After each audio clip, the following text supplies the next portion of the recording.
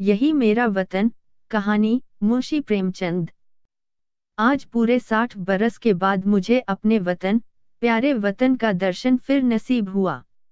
जिस वक्त मैं अपने प्यारे देश से विदा हुआ और किस्मत मुझे पश्चिम की तरफ ले चली, मेरी उठती जवानी थी। मेरी रगों में ताजा खून दौड़ता था और सीना उमंगों और बड़े बड़े इरादों से भरा हुआ था।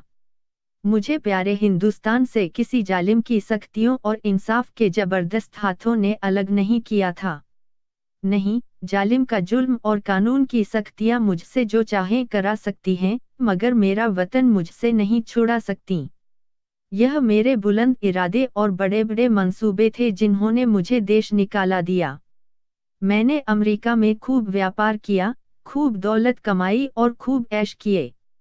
भाग्य से बीवी भी ऐसी पाई जो अपने रूप में बेजोड़ थी, जिसकी खूबसूरती की चर्चा सारे अमेरिका में फैली हुई थी और जिसके दिल में किसी ऐसे ख्याल की गुंजाइश भी न थी जिसका मुझसे संबंध न हो। मैं उस पर दिलोजान से न्योछावर था और वह मेरे लिए सब कुछ थी। मेरे 5 बेटे हुए, सुंदर हृष्टपुष्ट और नेक, जिन्होंने व्यापार को और भी चमकाया और जिनके भोले नन्हे बच्चे उस वक्त मेरी गोद में बैठे हुए थे जब मैंने प्यारी मातृभूमि का अंतिम दर्शन करने के लिए कदम उठाया। मैंने बेशुमार दौलत, वफादार बीवी, सपूत बेटे और प्यारे प्यारे जिगर के टुकड़े, ऐसी ऐसी अनमोल नेमतें छोड़ दीं, इसलिए कि प्यारी भारत माता का अंतिम दर्शन कर लूं। मैं बहुत बूढ़ा हो गया था। 10 और हों तो पूरे 100 बरस का हो जाऊं, और अब अगर मेरे दिल में कोई आरजू बाकी है, तो यही कि अपने देश की खाक में मिल जाऊं। यह आरजू कुछ आज ही मेरे मन में पैदा नहीं हुई है, उस वक्त भी थी जबकि मेरी बीवी अपनी मीठी बातों और नाजुक अदाओं से मेरा दिल खुश किया करती थी। जबकि मेरे नौजवान बेटे सवेरे आकर अपने बूढ़े बाप को अदब से सलाम करते थे, उस वक्त भी मेरे जिगर में एक कांटा सा खटकता था और वह कांटा यह था कि मैं यहाँ अपने देश से निर्वासित हूँ। यह देश मेरा नहीं है, मैं इस देश का नहीं हूँ। धन मेरा था, बीवी मेरी थी, लड़के मेरे थे और जायदादें मेरी थीं, मगर जाने क्यों मुझे रह रहकर अपनी मातृभूमि के टूटे फूटे झोंपड़े, 4-6 बीघा मौरूसी जमीन और बचपन के लंगोटिया यारों की याद सताया करती थी और अक्सर खुशियों की धूमधाम में भी यह ख्याल चुटकी लिया करता कि काश अपने देश में होता। मगर जिस वक्त बंबई में जहाज से उतरा और काले कोट पतलून पहने, टूटी फूटी अंग्रेजी बोलते मल्लाह देखे, फिर अंग्रेजी दुकानें, ट्रामवे और मोटरगाड़ियां नजर आईं, फिर रबड़ वाले पहियों और मुंह में चुरुट दाबे आदमियों से मुठभेड़ हुई, फिर रेल का स्टेशन, और रेल पर सवार होकर अपने गांव को चला, प्यारे गांव को जो हरी भरी पहाड़ियों के बीच में आबाद था, तो मेरी आंखों में आंसू भर आए। मैं खूब रोया, क्योंकि यह मेरा प्यारा देश न था, यह वह देश न था जिसके दर्शन की लालसा हमेशा मेरे दिल में लहरें लिया करती थीं। यह कोई और देश था। यह अमेरिका था, इंग्लिस्तान था, मगर प्यारा भारत नहीं।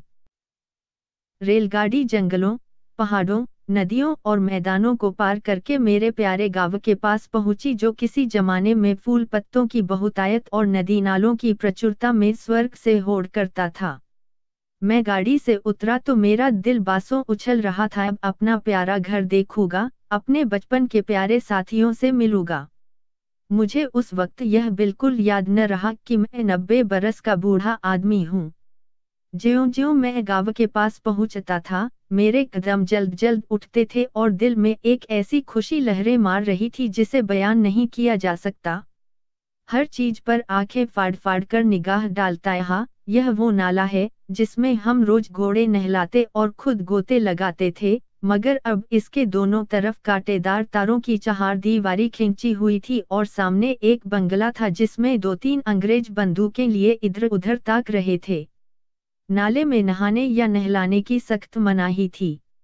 गांव में गया और आंखें बचपन के साथियों को ढूंढने लगी, मगर अफसोस वह सब के सब मौत का निवाला बन चुके थे और मेरा टूटा फूटा झोंपड़ा जिसकी गोद में बरसों तक खेला था, जहां बचपन और बेफिक्रियों के मजे लूटे थे, जिसका नक्शा अभी तक आंखों में फिर रहा है, वह अब एक मिट्टी का ढेर बन गया था। जगह गैर आबाद न थी। सैकड़ों आदमी चलते फिरते नजर आए, जो अदालत और कलेक्टरी और थाने पुलिस की बातें कर रहे थे। उनके चेहरे बेजान और फिक्र में डूबे हुए थे और वह सब दुनिया की परेशानियों से टूटे हुए मालूम होते थे। मेरे साथियों के से हृष्ट-पुष्ट, सुंदर, गोरे चिट्टे नौजवान कहीं न दिखाई दिए। वह अखाड़ा जिसकी मेरे हाथों ने बुनियाद डाली थी, वहां अब एक टूटा फूटा स्कूल था और उसमें गिनती के बीमार शक्ल सूरत के बच्चे जिनके चेहरों पर भूख लिखी थी, चिथड़े लगाए बैठे ऊग रहे थे। नहीं, यह मेरा देश नहीं है। यह देश देखने के लिए मैं इतनी दूर से नहीं आया। यह कोई और देश है, मेरा प्यारा देश नहीं है। उस बरगद के पेड़ की तरफ दौड़ा जिसकी सुहानी छाया में हमने बचपन के मजे लूटे थे, जो हमारे बचपन का हिंडोला और जवानी की आरामगाह था। इस प्यारे बरगद को देखते ही रोना सा आने लगा और ऐसी हसरत भरी, तड़पाने वाली और दर्दनाक यादें ताजी हो गई कि घंटों जमीन पर बैठकर रोता रहा। यही प्यारा बरगद है, जिसकी फुनगियों पर हम चढ़ जाते थे, जिसकी जटाएं हमारा झूला थी और जिसके फल हमें सारी दुनिया की मिठाइयों से ज्यादा मजेदार और मीठे मालूम होते थे। वह मेरे गले में बाहें डालकर खेलने वाले हमजोली जो कभी रूठते थे, कभी मनाते थे, वह कहाँ गए?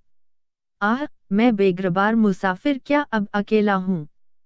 क्या मेरा कोई साथी नहीं? इस बरगद के पास अब थाना और पेड़ के नीचे एक कुर्सी पर कोई लाल पगड़ी बांधे बैठा हुआ था। उसके आसपास 10-20 और लाल पगड़ी वाले हाथ बांधे खड़े थे और एक अधनंगा अकाल का मारा आदमी जिस पर अभी अभी चाबुकों की बौछार हुई थी, पड़ा सिसक रहा था। मुझे ख्याल आया, यह मेरा प्यारा देश नहीं है, यह कोई और देश है, यह यूरोप है, अमेरिका है, मगर मेरा प्यारा देश नहीं है, हरगिज नहीं। इधर से निराश होकर मैं उस चौपाल की ओर चला जहां शाम को पिताजी गांव के और बड़े बूढ़ों के साथ हुक्का पीते और हंसी दिल लगी करते थे। हम भी उस टाट पर कलाबाजियां खाया करते। कभी कभी वहां पंचायत भी बैठती थी जिसके सरपंच हमेशा पिताजी ही होते थे। इसी चौपाल से लगी हुई एक गौशाला थी, जहां गांव भर की गायें रखी जाती थीं और हम यहीं बछड़ों के साथ कुलेलें किया करते थे। अफसोस, अब इस चौपाल का पता न था। वहां अब गांव के टीका लगाने का स्टेशन और एक डाकखाना था। उन दिनों इसी चौपाल से लगा हुआ एक कोल्हाड़ा था जहां जाड़े के दिनों में ऊख पेरी जाती थी और गुड़ की महक से दिमाग तर हो जाता था। हम और हमारे हमजोली घंटों गड़ेरियों के इंतजार में बैठे रहते थे और गड़ेरिया काटने वाले मजदूरों के हाथों की तेजी पर अचरज करते थे, जहां सैकड़ों बार मैंने कच्चा रस और पक्का दूध मिलाकर पिया था। यहाँ आसपास के घरों से औरतें और बच्चे अपने अपने घड़े लेकर आते और उन्हें रस से भरवाकर ले जाते। अफसोस, वह कोल्हू अभी ज्यों के त्यों गड़े हुए हैं, मगर देखो, कोल्हाड़े की जगह पर अब एक सन लपेटने वाली मशीन है और उसके सामने एक तंबोली और सिगरेट की दुकान है। इन दिल को छलनी करने वाले दृश्यों से दुखी होकर मैंने एक आदमी से जो सूरत से शरीफ नजर आता था, कहा, बाबा, मैं परदेशी मुसाफिर हूँ, रात भर पड़े रहने के लिए मुझे जगह दे दो। इस आदमी ने मुझे सर से पैर तक घूर कर देखा और बोला, आगे जाओ, यहाँ जगह नहीं है। मैं आगे गया और यहाँ से फिर हुक्म मिला, आगे जाओ। 5वीं बार सवाल करने पर एक साहब ने मुट्ठी भर चने मेरे हाथ पर रख दिए। चने मेरे हाथ से छूटकर गिर पड़े और आंखों से आंसू बहने लगे। हाय, यह मेरा प्यारा देश नहीं है, यह कोई और देश है। यह हमारा मेहमान और मुसाफिर की आवभगत करने वाला प्यारा देश नहीं, हरगिज नहीं। मैंने एक सिगरेट की डिबिया ली और एक सुनसान जगह पर बैठकर बीते दिनों की याद करने लगा कि यकायक मुझे उस धर्मशाला का ख्याल आया जो मेरे परदेश जाते वक्त बन रहा था। मैं उधर की तरफ लपका कि रात किसी तरह वहीं काटूं, मगर अफसोस, हाय अफसोस, धर्मशाला की इमारत ज्यों की त्यों थी, लेकिन उसमें गरीब मुसाफिरों के रहने के लिए जगह न थी। शराब और शराबखोरी, जुआ और बदचलनी का वहां अड्डा था। यह हालत देखकर बरबस दिल से एक ठंडी आह निकली। मैं जोर से चीख उठान ही नहीं और 1000 बार नहीं, यह मेरा वतन, मेरा प्यारा देश, मेरा प्यारा भारत नहीं है। यह कोई और देश है। यह यूरोप है, अमेरिका है, मगर भारत हरिगज नहीं। अंधेरी रात थी। गीदड़ और कुत्ते अपने राग अलाप रहे थे।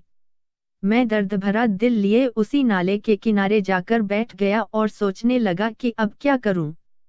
क्या फिर अपने प्यारे बच्चों के पास लौट जाऊं और अपनी नामुराद मिट्टी अमेरिका की खाक में मिलाऊं। अब तो मेरा कोई वतन न था। पहले मैं वतन से अलग जरूर था, मगर प्यारे वतन की याद दिल में बनी हुई थी। अब बेवतन हूं, मेरा कोई वतन नहीं। इसी सोच विचार में बहुत देर तक चुपचाप घुटनों में सिर दिए बैठा रहा। रात आंखों ही आंखों में कट गई। घड़ियाल ने 3 बजाए और किसी के गाने की आवाज कानों में आई। दिल ने गुदगुदाया, यह तो वतन का नगमा है, अपने देश का राग है। मैं झट उठ खड़ा हुआ। क्या देखता हूँ कि 15-20 औरतें, बूढ़ी, कमजोर, सफेद धोतियां पहने, हाथों में लोटे लिए स्नान को जा रही हैं और गाती जाती हैं। प्रभु, मेरे अवगुण चित न धरो। इस मादक और तड़पा देने वाले राग से मेरे दिल की जो हालत हुई उसका बयान करना मुश्किल है। मैंने अमेरिका की चंचल से चंचल, हसमुख से हसमुख सुंदरियों की आलाप सुनी थी और उनकी जबानों से मोहब्बत और प्यार के बोल सुने थे जो मोहक गीतों से भी ज्यादा मीठे थे। मैंने प्यारे बच्चों के अधूरे बोलों और तोतली बानी का आनंद उठाया था। मैंने सुरीली चिड़ियों का चहचहाना सुना था। मगर जो लुत्फ, जो मजा, जो आनंद मुझे गीत में आया वह जिंदगी में कभी और हासिल न हुआ था। मैंने खुद गुनगुनाना शुरू किया, प्रभु, मेरे अवगुण चित न धरो। तन्मय हो रहा था कि फिर मुझे बहुत से आदमियों की बोलचाल सुनाई पड़ी और कुछ लोग हाथों में पीतल के कमंडल लिए शिव शिव हर हर गंगे गंगे, नारायण नारायण कहते हुए दिखाई दिए। मेरे दिल ने फिर गुदगुदाया, यह तो मेरे देश प्यारे देश की बातें हैं। मारे खुशी के दिल बाग बाग हो गया। मैं इन आदमियों के साथ हो लिया और 1 2 3 4 5 6 मील पहाड़ी रास्ता पार करने के बाद हम उस नदी के किनारे पहुँचे जिसका नाम पवित्र है, जिसकी लहरों में डुबकी लगाना और जिसकी गोद में मरना हर हिंदू सबसे बड़ा पुण्य समझता है।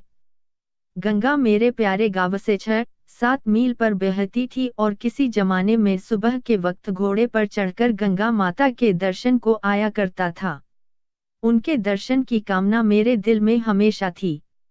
यहाँ मैंने हजारों आदमियों को इस सर्द, ठिठुरते हुए पानी में डुबकी लगाते देखा।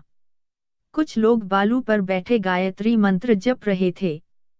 कुछ लोग हवन करने में लगे हुए थे। कुछ लोग माथे पर टीके लगा रहे थे। कुछ और लोग वेद मंत्र सस्वर पढ़ रहे थे। मेरे दिल ने फिर गुदगुदाया और मैं जोर से कह उठा, हा हा, यही मेरा देश है, यही मेरा प्यारा वतन है, यही मेरा भारत है। और इसी के दर्शन की, इसी की मिट्टी में मिल जाने की आरज़ू मेरे दिल में थी। मैं खुशी में पागल हो रहा था। मैंने अपना पुराना कोट और पतलून उतार फेंका और जाकर गंगा माता की गोद में गिर पड़ा, जैसे कोई नासमझ, भोला भाला बच्चा दिन भर पराए लोगों के साथ रहने के बाद शाम को अपनी प्यारी माँ की गोद में दौड़कर चला आए, उसकी छाती से चिपट जाए। हाँ, अब अपने देश में हूँ। यह मेरा प्यारा वतन है, यह लोग मेरे भाई, गंगा मेरी माता है। मैंने ठीक गंगाजी के किनारे एक छोटी सी झोंपड़ी बनवा ली है और अब मुझे सिवाय राम नाम जपने के और कोई काम नहीं। मैं रोज शाम सवेरे गंगा स्नान करता हूँ और यह मेरी लालसा है कि इसी जगह मेरा दम निकले और मेरी हड्डियाँ गंगा माता की लहरों की भेंट चढ़ें। मेरे लड़के और मेरी बीवी मुझे बार बार बुलाते हैं, मगर अब मैं यह गंगा का किनारा और यह प्यारा देश छोड़कर वहां नहीं जा सकता। मैं अपनी मिट्टी गंगाजी को सौंपूंगा। अब दुनिया की कोई इच्छा, कोई आकांक्षा मुझे यहाँ से नहीं हटा सकती, क्योंकि यह मेरा प्यारा देश, मेरी प्यारी मातृभूमि है और मेरी लालसा है कि मैं अपने देश में मरूं।